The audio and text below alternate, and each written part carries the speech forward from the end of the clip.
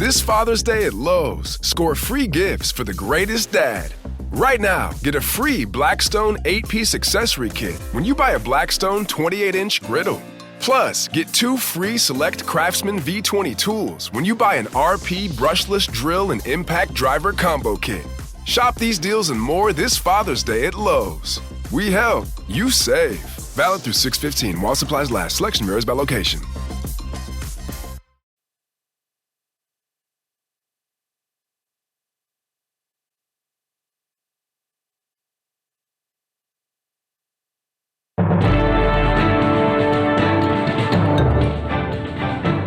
Faith, spiritual values, moral issues, government, economy, education, work, responsibility. What we think about these depends on our worldview. Now, VCY America presents Worldview Radio with Brannon House. And welcome. Glad you are with us on this May 27th, 2025. Hope you had a great Memorial Day weekend. Hope you did. And by the way, I hope a lot of you, we're going to be joined by David Pine, I should say, and by Aaron from Israel. But I hope a lot of you had the chance to watch our first documentary TV special, history special, Lord willing, of many, many, many to follow. Because as you know, we're starting a Worldview History channel. And we have a lot more footage to produce into TV specials, but we released the first one on Friday, and it is on the attempted assassination of Ronald Reagan, and we got a lot of communications over the weekend. A lot of people saying how much they learned, things they did not know. Some people were said, I wasn't born then, I wasn't old enough to remember this. I really didn't know much about it. How cool that you went to the actual location and took us there. And so we got a lot of great feedback, and we'd love to have you promote it to more people. Logan, David's asking for a link. So if you want to get with David, that'd be great. But it's at worldviewtube.com now for you to watch. Worldviewtube.com if you missed it. It's there for you to watch. Now, we have a lot going on, obviously, in the world, as always. We have a lot going on with Russia and Kiev. Seems as though the NATO members, these crazy Emmanuel Macron types, want World War III. Germany wants World War III. A lot of them are, by the way, in bad financial situation. Europe, a lot of these countries are in bad shape, and so it's time to go to war. Time to go to war when you're in bad shape for a distraction, and also, I guess, to justify a lot of government money. That's Keynesian economics, if you will. When there's a slowdown in the economy, the government becomes the primary spender. By the way, you see Emmanuel Macron got shoved in the face by his, quote, teacher, end quote. I guess it's his wife now. I don't know. There's a lot of rumors out there. But what's not a rumor is that apparently he, as a minor, had a relationship with a married mother who was his teacher. I think that's what you call pedophilia, is it not? I don't know. Have you ever noticed that these world leaders, whether it's Emmanuel Macron, Zelensky, a lot of them are just kind of perverts, off the chain. I wonder if that has to do with Romans 1. Romans 1 says that when a nation rejects God over and over, he finally gives them over. And one of the things he does is he gives them leaders. It's in Romans 1 around verse 32. He gives the nation leaders that know the righteous judgments of God, but reject them and encourage others to do so as well. So that was interesting footage, was it not, over the weekend? To see Emmanuel Macron getting pushed in the face by his teacher. What else do we have? Go over to worldviewreport.com, worldviewreport.com, your daily aggregated news site. We're going to have on tomorrow Peter McIlvena out of the UK. It's been a while since we've had Peter on, but I noticed a story today that says, we have to talk about this. Jewish protester charged for mocking Hezbollah. Yeah, it's over at worldviewreport.com today, your daily aggregated news site. Contemporary Britain couldn't possibly be satirized. It is already so ridiculous that it has itself gone beyond the ridiculous that would be necessary for satire. At this point, it could impose full Sharia, that's Islamic law, anytime. And its government would hardly act much differently from how it acts now. Here's the article from the Telegraph. A Jewish protester was arrested by Metropolitan Police after he briefly held a placard satirizing a Hezbollah terrorist leader. The British man was asked to remain anonymous, for his safety, was detained and charged last September over a cartoon that showed Hassan Nasrallah, the Lebanese terror chief, with a pager and the words beep, beep, beep. The placard satirized a targeted Israeli attack dubbed Operation Grim Beeper. Don't you love that? Operation Grim Beeper. Of course, that's where explosives were in the pagers and walkie-talkies, killed 42 terrorists, mostly Hezbollah terrorists. Nasrallah survived, but was killed in an airstrike a week later. During questioning, police repeatedly asked the man, who was part of a counter-demonstration against a pro-Palestinian march, if he believed the image would offend, quote, clearly pro-Hezbollah and anti-Israel, end quote, activists, end quote. Well, you know, we don't want to offend. We don't want to offend pro-Islamic, pro-Iran, pro-death cult, a satanic death cult. We don't want to offend them now, do we? Says the UK. Or anti-Israel activists, meaning anti-Semites. We don't want to offend them now, do we?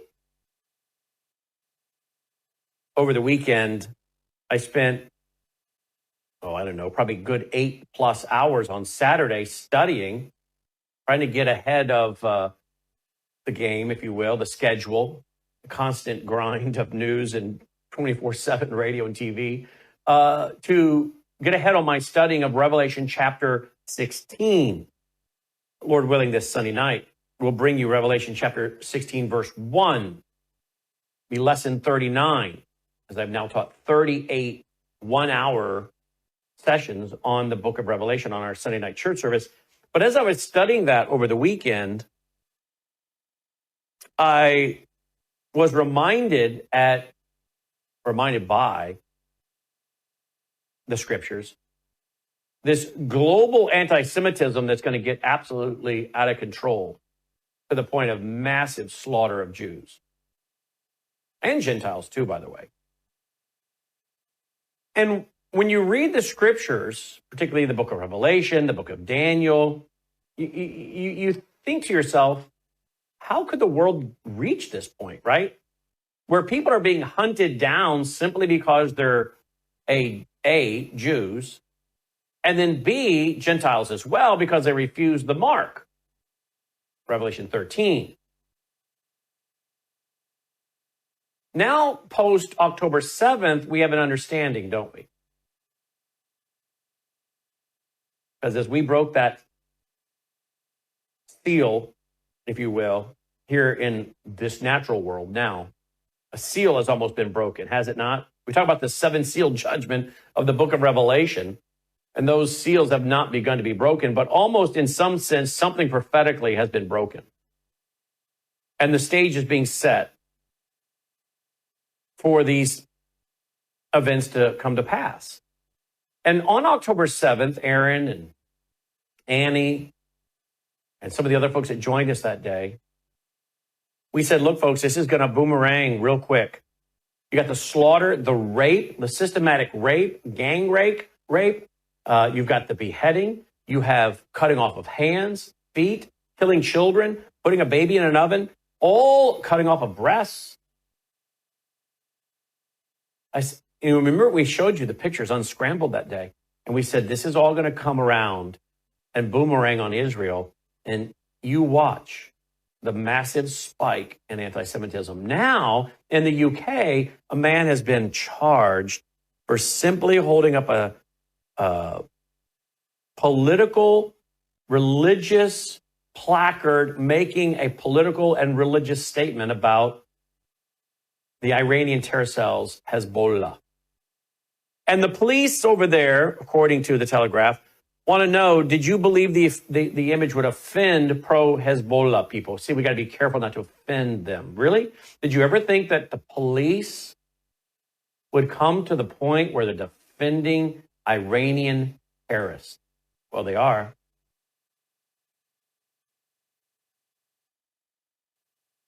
The Telegraph also uncovered the case of Julian Folks, a retired special constable who was wrongly cautioned by Kent police for warning about the threat of anti-Semitism in Britain. Here's what I need to ask.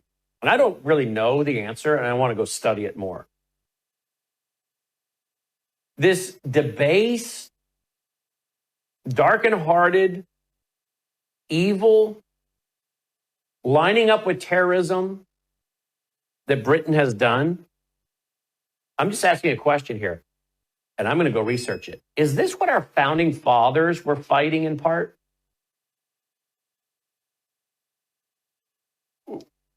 Is there something almost genetic in the DNA over there that causes these people to seem to love terrorism, and love evil?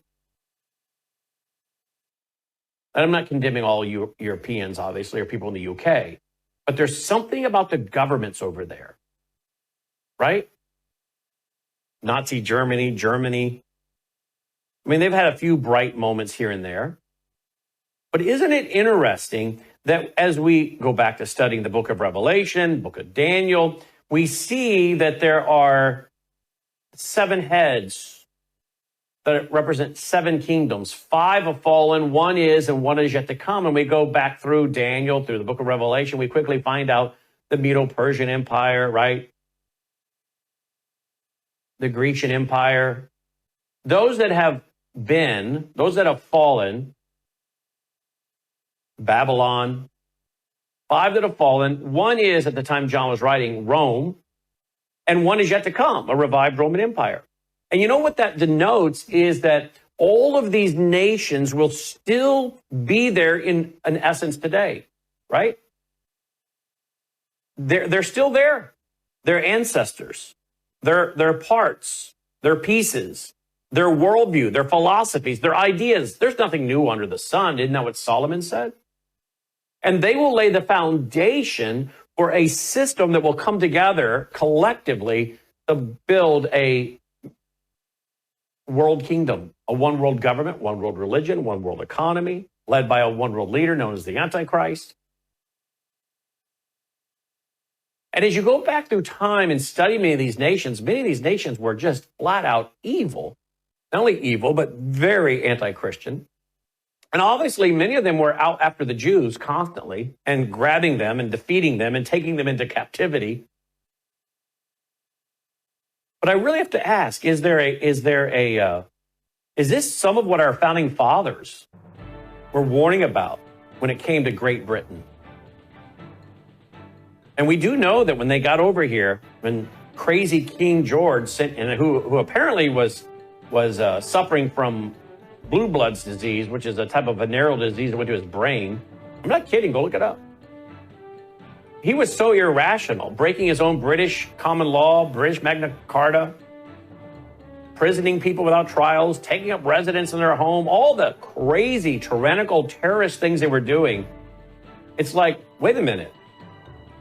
Is this the same idea that was going on for our founders that we now see as they come after religion and free speech and free thought and line up with Islamists? Don't go away.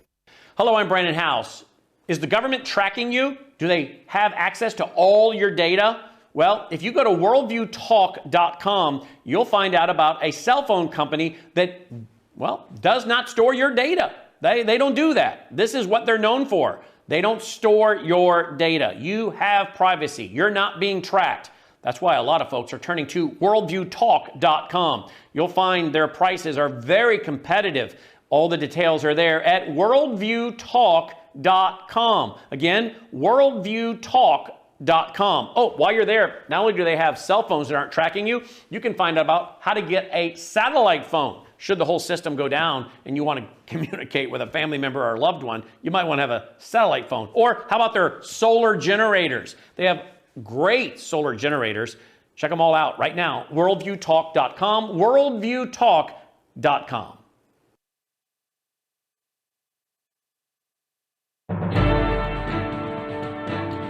All right, welcome back. Glad you're with us. Of course, tonight we're going to deal with the 36-year-old former translator for U.S. forces in Afghanistan who was fatally shot by Virginia police after he pulled a gun during a traffic stop. That's been all over social media. We'll deal with that tonight, along with other things. We are joined now, however, by first by David Pine. Then we're going to go to Aaron, our reporter on the ground in Israel. A lot's happened since we took off for the Memorial Day weekend. Seems as though the NATO leaders really want World War III. Now they're eliminating any restrictions on the range of missiles going deep into Russia. Apparently, there was an assassination attempt against President Putin and drones sent after his helicopter. President Trump got very frustrated with Putin and expressed that to reporters over the weekend, referred to Putin as going crazy. Doesn't know what's happened to him. Then when President Trump was alerted about the assassination attempt, he said, I did not know about that. Well, that to me also raises questions, folks, because I'm not the president. I knew about it. So are they keeping the president in the dark on some issues as far as timing goes? I don't know. But the European leaders sure seem to want war. Let's talk about that quickly with David Pine. David, welcome back to the broadcast. Thanks for being with us. Hey, Brandon, great to be with you. You too, my friend. Okay, give us your thoughts on this weekend. And you knew about the assassination attempt on Putin. How is it that President Trump seemed to be informed of this by reporters, not his own staff? Well, it's what we discussed earlier. I think it's the worry that I expressed in an article that I wrote on November 13th entitled "Revenge of the Neocons" when he picked Mike Waltz as his national security advisor, Marco Rubio as Secretary of State, Keith Kellogg to lead negotiations with Russia and Ukraine, and then of course John Ratcliffe at CIA. And it seems like he's getting fed a steady stream of neocon propaganda, and he's only getting one side. For a while, it seemed like he was getting both sides. And you would think with Waltz out of the picture that things might have improved a bit. But clearly, he's not being informed of, what Ukraine's doing to Russia. When Zelensky tries to, assassinate Putin by using drones to shoot down his helicopter, that's a pretty big deal. And yet nothing was said by the president because he wasn't aware of it. And of course, there's also been massive drone attacks. There were massive drone attacks that just preceded the Russian Victory Day parade that put 29 foreign leaders in danger of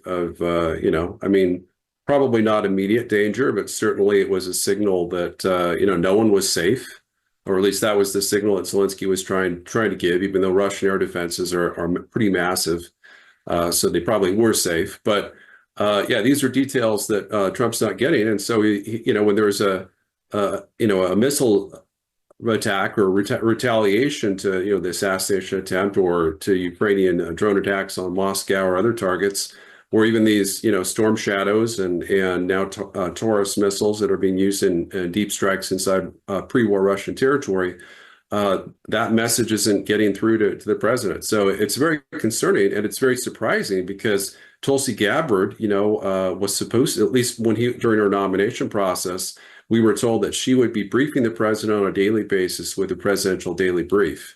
But we've since heard that that's not occurring nearly as frequently. And it just surprises me that, she wouldn't include this type of information in her brief.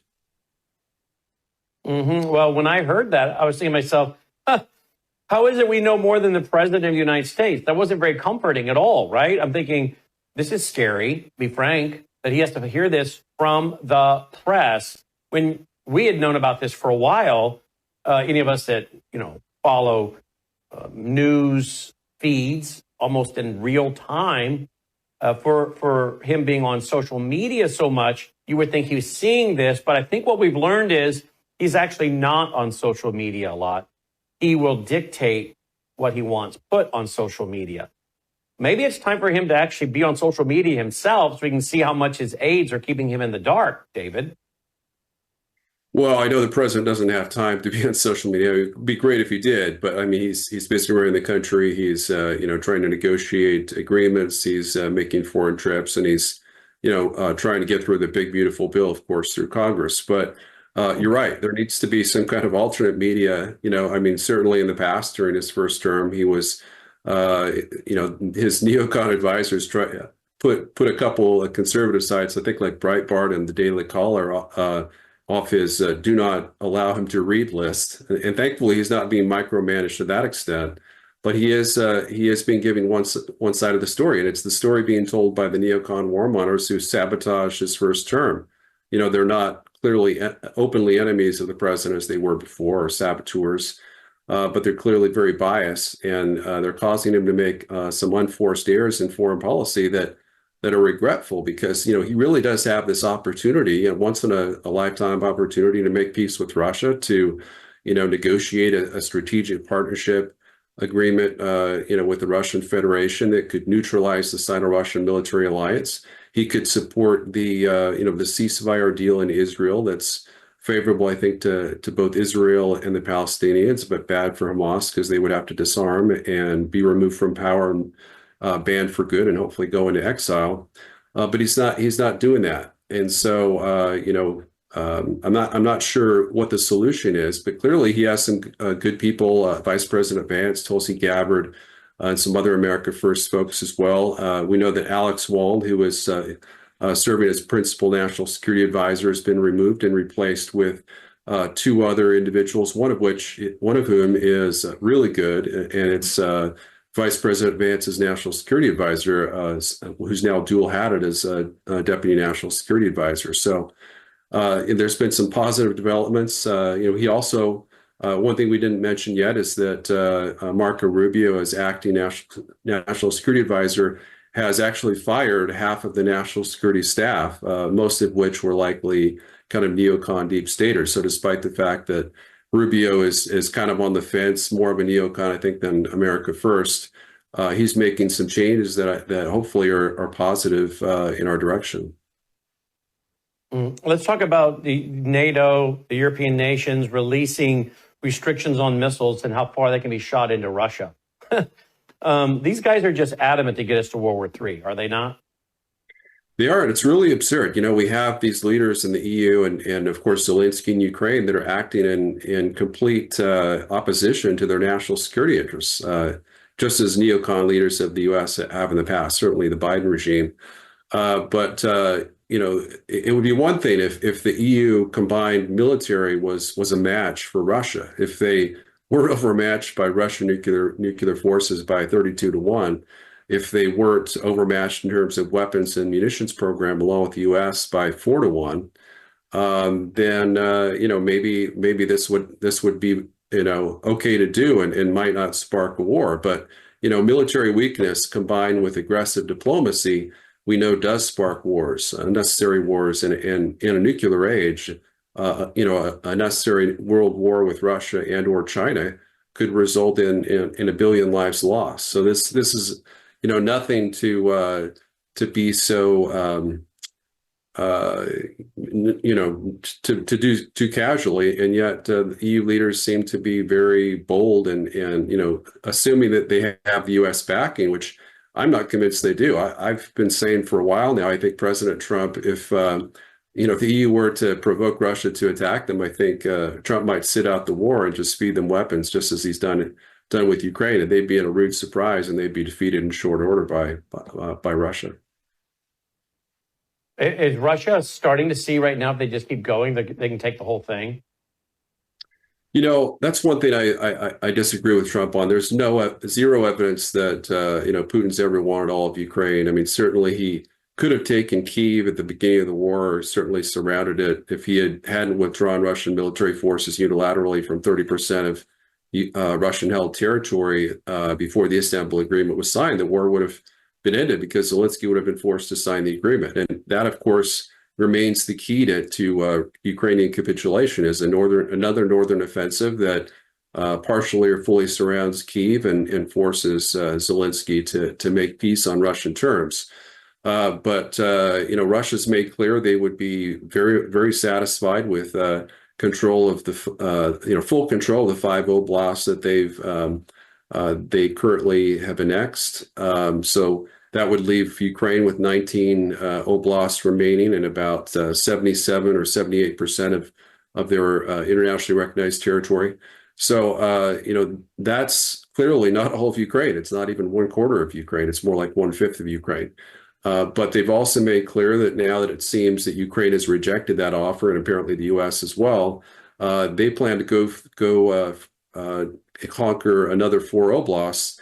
And in fact, they already have partial control of 9 Ukrainian oblasts with their recent advance in Dnipropetrovsk Oblast. So they're making increasing progress territorially. Nothing too major, but they're advancing along 6 different fronts, and they have the military potential to occupy all of Ukraine east of the Dnipro River, and again, partially surround Kyiv as well. So I would not be surprised at all. In fact, I would be surprised if they didn't make those kind of moves by next month.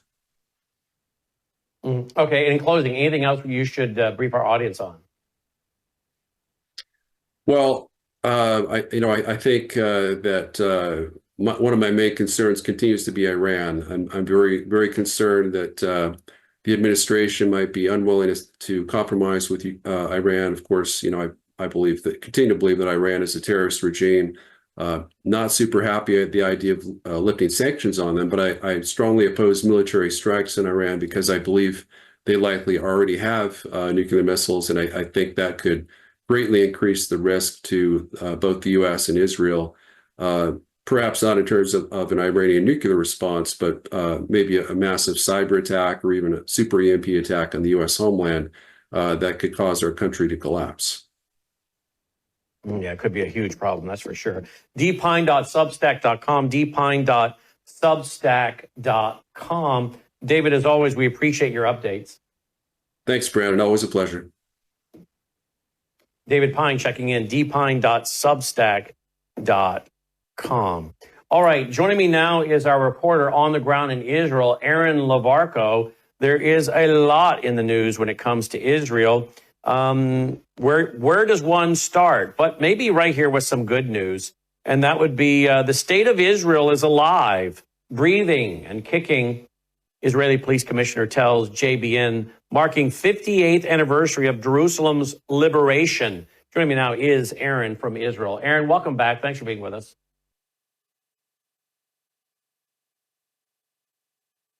Thanks, Brennan. Good to be with you. I'm not hearing.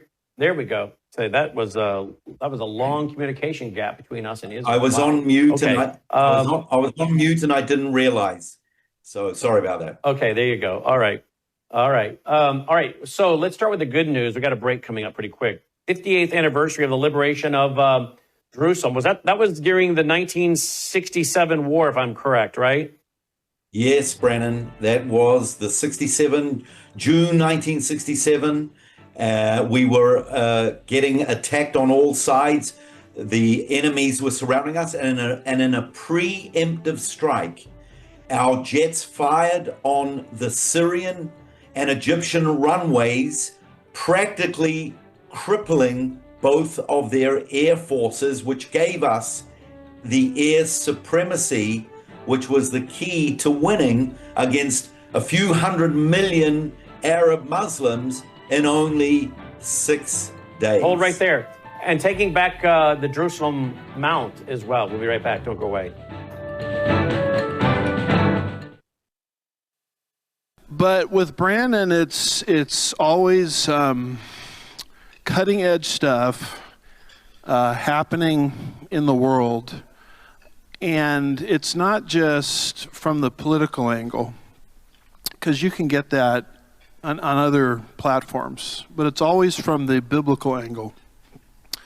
So you're dealing with a guy that loves Jesus, you're dealing with a guy that's very intelligent, you're dealing with a guy that is cutting edge conservatism, and you're dealing with a guy that wants to be biblical all at the same time.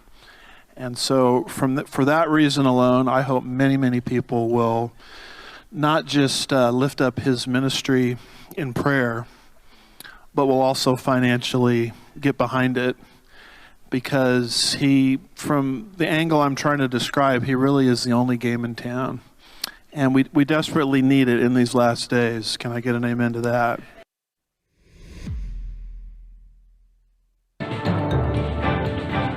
All right, welcome back. Glad you are with us. This is in my series on Hamas. Listen to this.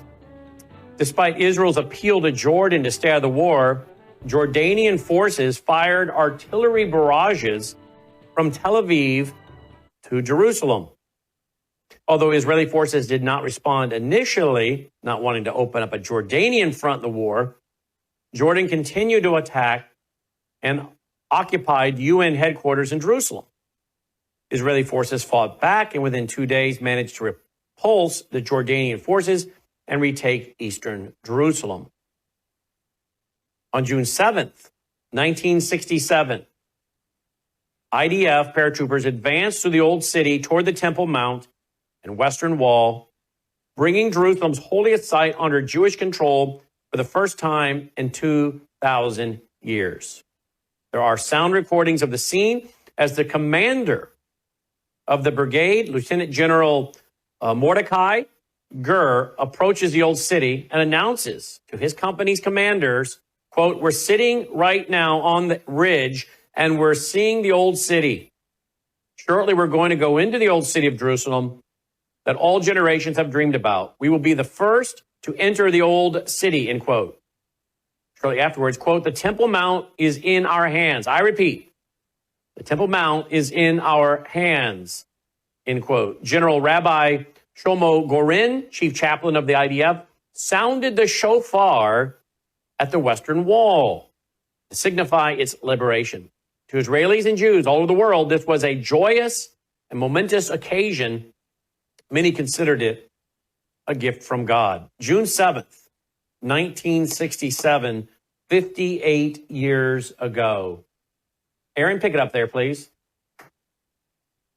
Brandon, you had to be in Jerusalem yesterday, and you have to plan one day to come. If I would recommend just one day of the year, it's Jerusalem Day, because literally hundreds and hundreds of thousands of Israelis, mostly observant Jewish people, they come up from all around the country.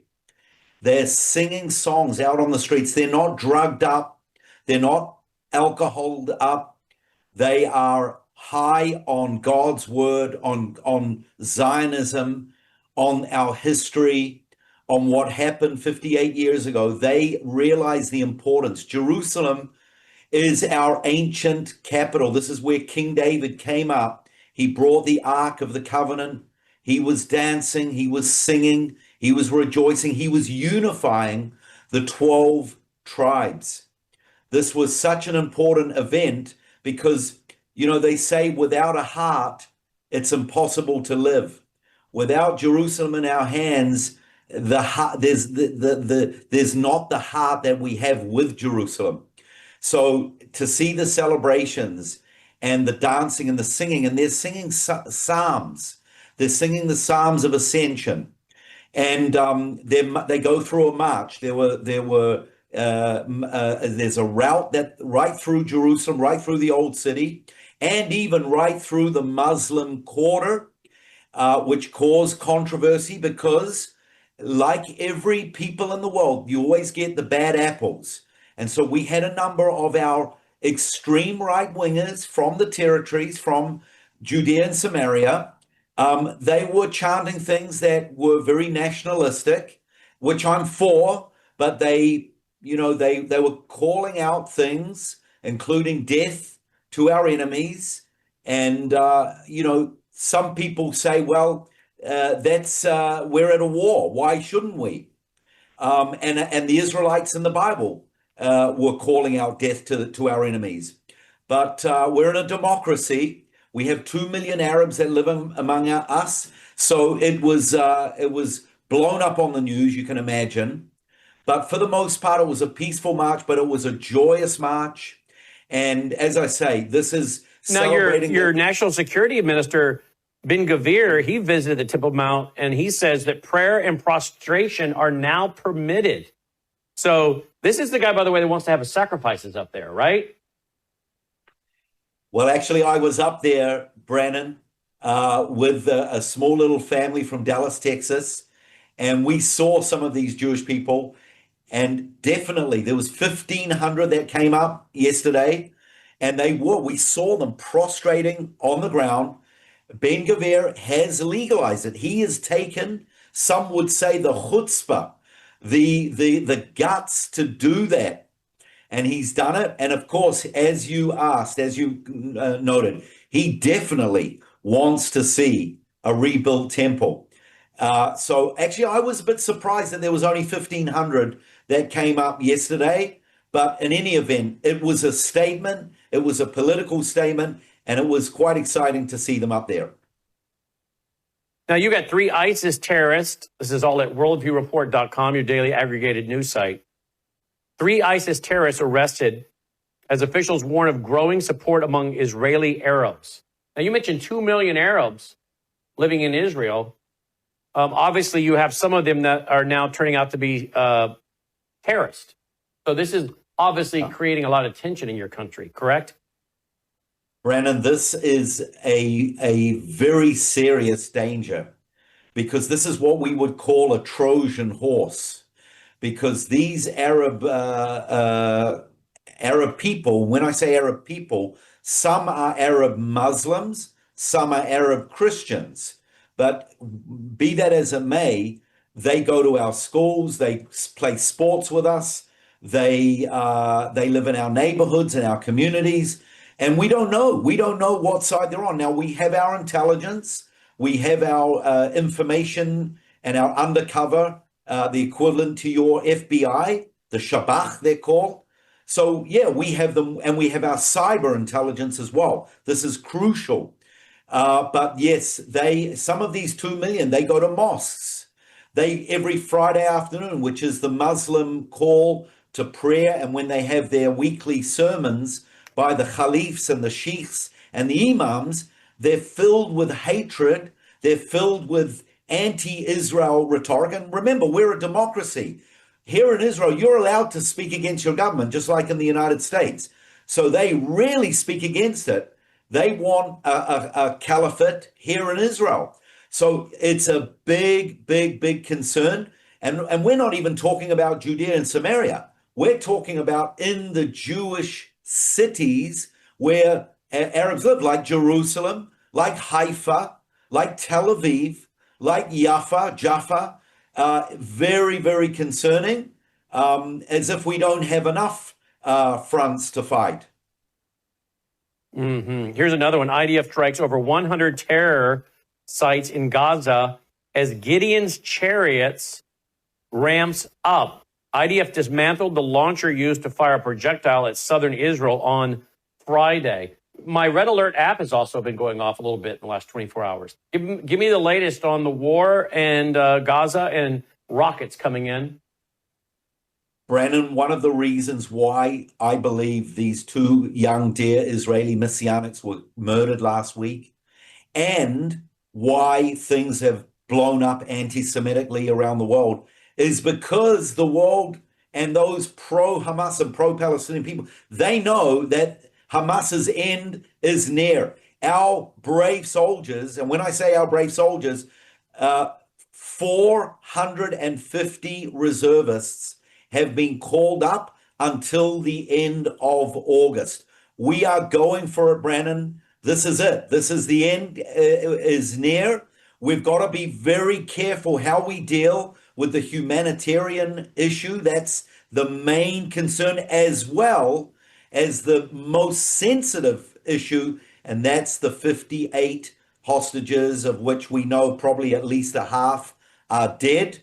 But this is a national sensitive issue, to put it mildly. So the humanitarian aid and the hostage issue, these two are the main issues that we've got to be careful, but it's not holding our soldiers back. We are pounding Gaza, and as I say, the end is near, and the sooner Hamas get it, the better. They even the Palestinian people in Gaza, Brandon, they know it as well. They're welcoming the Americans. They're welcoming an overthrow of Hamas.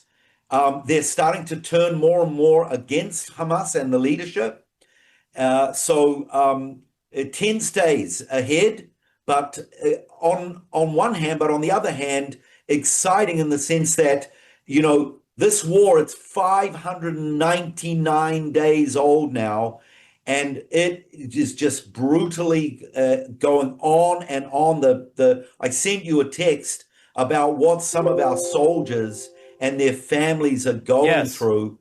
It's just heartbreaking what this war has, the price that our nation has paid for. Let me read that. You mind if I read it? Is that okay? Absolutely, yes. Okay, this is from a close friend of Aaron's. Quote, I thought this information was important to pass on for you all to pray into however the Lord leads you to. I spent an entire day with the Alexandriani Battalion on the Syrian border, delivering uniforms, face masks, shirts, belts. They graciously took me on a tour of the area. I witnessed how they protect the Druze communities and the deep, beautiful relationship they've built with them. But what impacted me most wasn't just what I saw, it was what I heard. I sat and listened to their hearts. That's why I'm writing this. These soldiers are facing something beyond the battlefield. Many spoke about how hard it is to come home. There's a growing gap between them and their families, wives and children, who are thinking about normal, everyday things, while they carry the weight of war, of brothers still fighting, of friends they left behind. They're not the same. War has changed them. Their priorities have shifted, and now home no longer feels like home.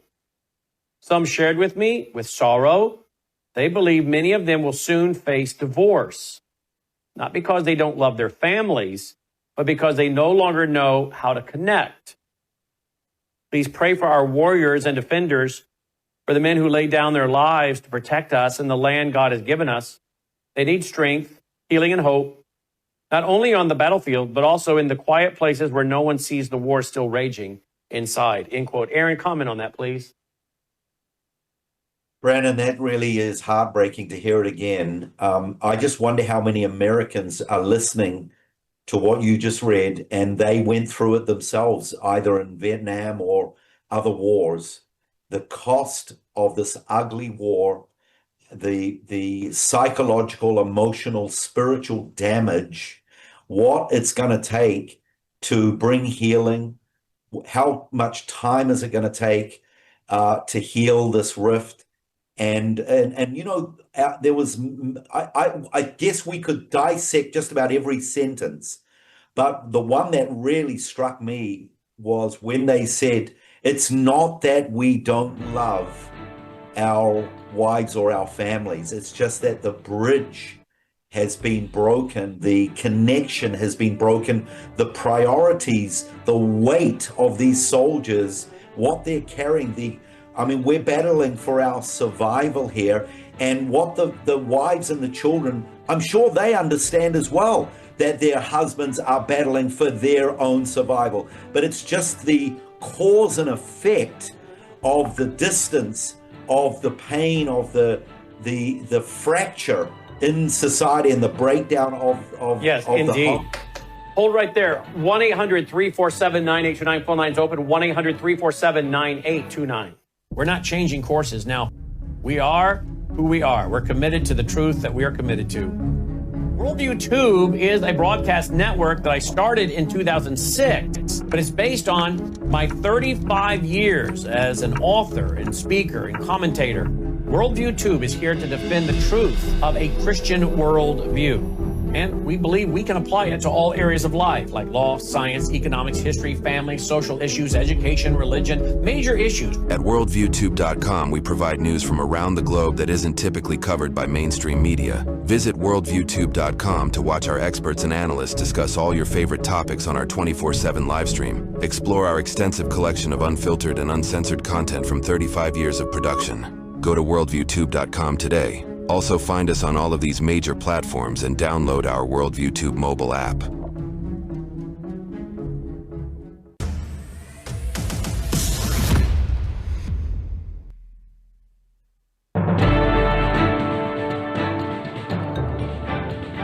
All right, welcome back. Glad you're with us. Worldview Radio. Our website, worldviewradio.com. Worldviewradio.com. Hey, don't forget about our fall conference coming up Friday night, October 3rd, Saturday, October 4th. Okay? It is our 22nd annual Ozarks, not Ozarks, we moved it from the Ozarks to the Mid-South. Our 22nd annual conference, our national conference, 22nd annual conference. We only have seating for 350 people. That's it. That's all the seating we have in this beautiful auditorium in the Mid-South, outside of Memphis, in Collierville, Tennessee, right next to Germantown. All the information, the hotels, everything is there for you. The speakers, Alex Newman, myself, Chris Martinson, Mark Mitchell of Rasmussen, Dr. Andy Woods, Hadia, let's see, Sidney Powell, Gordon Chang. It's an amazing lineup. The rest of you can watch if you like, if you're a member of our vault at worldviewtube.com/vault, worldviewtube.com/vault. You'll be able to live stream it as a member, but there's nothing like being there in person. I'll tell you that, folks. Particularly with only 350 seats, you'll have plenty of opportunity to walk right up and talk to the speakers. So again, full details at worldviewstore.com, worldviewstore.com. Your thoughts, your comments, your questions on anything going on. By the way, what do you think about what's going on with the NATO leaders as they're now lifting restrictions on missiles going into Ukraine, or excuse me, into Russia? Are you concerned about World War III? What are your thoughts on the UK arresting and charging people for holding placards condemning the terror cell Hezbollah? And yet the UK officials are concerned you might be offending pro-Hezbollah people and anti-Israel protesters. What has happened to the UK, folks? What do you make of Emmanuel Macron, by the way? Literally being pushed in the face by his, whatever she is, wife? I don't know. I'm not sure what she is, but that's what they claim she is. It seems as though we just have a lot of degenerates running these nations, right? Tools of Satan. 1-800-347-9829. Your thoughts, your comments, your questions.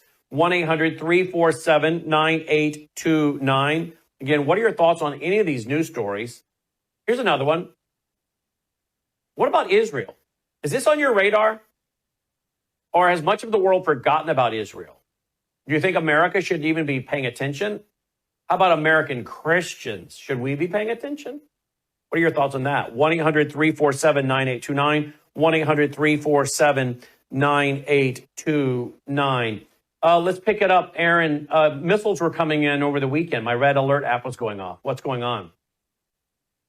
Yes, the Houthis continue to fire at us. They're under the instructions, of course, of the Iranians, just to keep us on our toes, to keep terrorizing our nation, and to get the all the major air companies to continue to cancel. And you know what this does, Brennan? It gets the local people to turn against our government. It's causing internal problem. This is strategic. Some of our soldiers actually found some written information when they went into Gaza about the strategies of the Gazans, the Hamas, and the Houthis about this very thing I'm talking about. To do this kind of guerrilla warfare, so that it will turn the people of Israel against each other and against their government. We found written documents proving that it's true. And you know what? Who are the biggest suckers? We are, because we're falling for it. That's exactly what we're doing. But we're continuing to... Let's go to the phone lines. But before I do, let me go to the phone lines. Before I do, how concerned are you, Aaron, that the Abraham Accords would have Israel compromise land and then invite God's judgment on America? Wow, that's a big question, Brennan. I really think on the area of compromise, that is a major concern, especially with someone like Bibi Netanyahu, who I love Bibi, I vote for him, but the economy is his real strength as well as PR. And, to make peace with these oil-rich Arab countries, that's a great feat, to make peace with them. And the way to make peace is through making deals, which means money, just like Donald Trump did a couple of weeks ago when he was in the area. So we can sell our souls for money, and that's the compromise. And that's why the kings were told not to increase in gold, chariots, and women, because usually when they made a tie with a foreign leader, it included that. Let's go to Lily in Arizona, line 1. Hi, Lily. Thank you for calling in. Thank you for this really important message regarding the letter that you read and the impact on the personal lives that we so often neglect under the circumstances. And all I know is watch my dad, a World War II vet, never really recover from what happened then. Alcoholism took him out. Basically, my brother-in-law in Vietnam mentally was never the same. And then my brother, a survival instructor in the Air Force, his family had to live without him because he basically trained, Air Force men to survive. So when you get down to the grassroots and the home issues and the personal issues, definitely whoever wrote that letter had a heart to see the story behind the story that is so often neglected. So praise Well them. said, Lily. Well said. Thank you, Lily. Ryan, line 4, North Dakota. Ryan, thank you. Oh, hi. How are you? Great. Thank you. Yeah. Well, okay. Yeah, we talk about the revised Roman Empire and stuff coming, and that will come. But, for the sake of our great-great-grandchildren and everybody after us, let's keep our military or our watchmen on the wall sort of eyes alert to the fact that there could be a revised Greek, then Persian, then Babylon, too, that we still have to get through before we get to that revised Roman Empire. It could be very long term, and we got to play the long game for the sake of our grandchildren. Yeah, it sure could. Faith in Pennsylvania, go real fast, Faith. We'll get you in. Go, Faith. Hello? Faith? Yes. Go real quick. We'll get you in. All right, thank you. Oh, not going to get her in. All right. She's gone. Okay. We tried. Sorry, Faith. All right. Aaron is lighttothenationsministry.com, lighttothenationsministry.com. Hey, be sure to stay tuned for Crosstalk coming up right now on the VCY America Radio Network, vcy.org with Jim Schneider. All right. Thanks for listening. Take care. And we're back with WROS out of Jacksonville, Florida, and Worldview Tube. Aaron, I want to go back real quick to the Abraham Accords. I want you to concentrate not on Israel, but on America. What do you think, if the Abraham Accords require Israel to compromise land, what do you think will happen to America? Well, I'm definitely not sitting in the judgment seat of God, but I don't know if America are going to be directly responsible for Israel's decisions. We are responsible for our decisions. But what if it's President Trump though that's pushing it and pushing it? What if he's the one pushing for some kind of concessions? Well, that's something else, and whether the good Lord is going to judge just Donald Trump and his administrative team, or the whole nation of America, I don't know. Or is it going to be Bibi Netanyahu that's going to get judged along with Donald Trump? I really don't know. It's a fantastic question. Compromise opens the door, and it may not be God's judgment. It may simply mean that we will reap what we've sowed. In other words, if we open a door for compromise, then our enemies will take advantage of that. And it may, as I say, it may not be a direct judgment of God, but it could be the consequences of the compromise that we may reap negative results.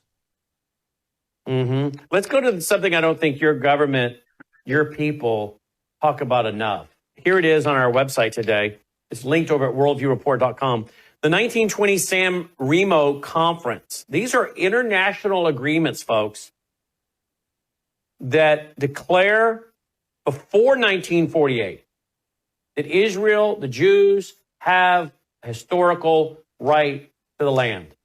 I don't think Israel quotes this enough. 1920 San Remo Conference, the Balfour Declaration, right? 1920 Treaty of Sevres, 1922 League of Nations mandate for Palestine, the 1923 Treaty of Lausanne, Article 80 of the 1945 UN Charter preserving the rights vested in the Jewish people under the 1922 mandate for Palestine. So, Aaron, I'm not so sure that Americans are aware of most of these. We've talked about them over the years. How much of this is talked about in Israel among your own young people? Do your own young people know your history and this? Yes. To what degree, I'm not sure, but these are absolutely important treaties, part of our history, part of leading up to the formation of the State of Israel. It's probably taught in history classes, modern Zionist classes, and school field trips, and soldiers as part of their training, their psychological training. They are taken to some of these sites where we talk about these historical events, and they're educated with these very things so that it gets installed right into our soul that, our for 2,000, 3,000 years, our forefathers dreamed and prayed and fought for these things. And yet only, 100 or so years ago, there were people like Theodore Herzl and Chaim Weizmann and Ben Gurion. They were living, fighting for this, and they made it happen. And along with that, we had Arab nations who rejected these offers. They were promised, they were guaranteed their own homeland, time after time, and they rejected it. For them, it was all or nothing. For them, there was no compromise, they would probably look upon that as a trait, as a positive thing. No, we're not going to compromise. But they missed out, as Golda Meir once said. She said the Palestinian people never miss an opportunity to miss an opportunity, and they had a time. Absolutely. All right, let's switch real quick in our last remaining moments. Have a little conversation on the air here. Now, I don't know if you know this, but we have started a Worldview History Channel project.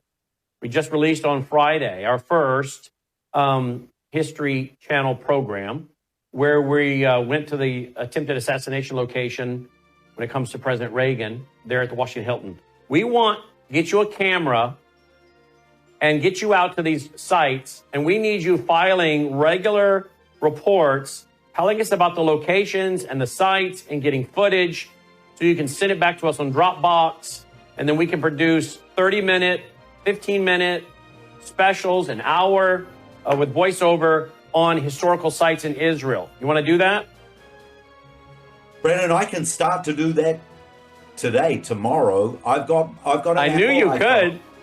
I can do that, and all right. I can travel down, and we can start to do that. And if let's you do want it. me to, all right, let's talk to Logan and get this going. Great, sounds great. Yep, let's get it going, folks. There you go. That'd be great. All right, thanks for listening, folks. Talk to you tonight on Worldview Reporting, Brandon House Live. Take care.